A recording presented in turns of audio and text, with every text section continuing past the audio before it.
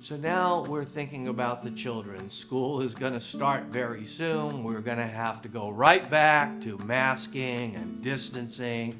And there's a lot of frustration around that. Why aren't the little children vaccinated?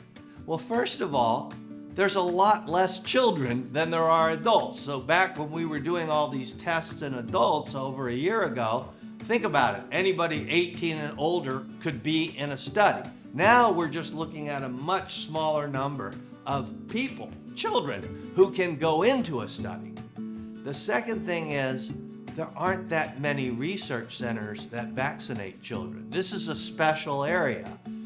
The third factor is the value proposition. That is, we know little children generally have no symptoms or mild symptoms.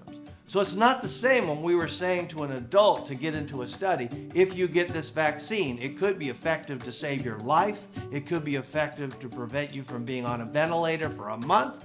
Now we say to a parent, well, it's a mild illness in 99% of the children, 98% of the children. So is it worth it to get the vaccine in that situation? And more parents are being thoughtful and not necessarily agreeing to volunteer their child into a trial. I think the vaccines are going to finish up their testing by the end of 2021 and probably will launch in early 2022. That's what's projected for both the Pfizer and the Moderna vaccines, as far as I'm aware. I've been asked, well, what would you do for your children? Well, my children are grown, but I have two lovely grandchildren, aged 9 and 4.5. And I'm going to recommend to my daughter that my grandchildren get vaccinated. And the reason is twofold. There are cases of children who do become sick. And there's also this uncommon but very serious condition called multi-inflammatory syndrome. And that's a real bad situation. Also, for humanitarian purposes, we're a community.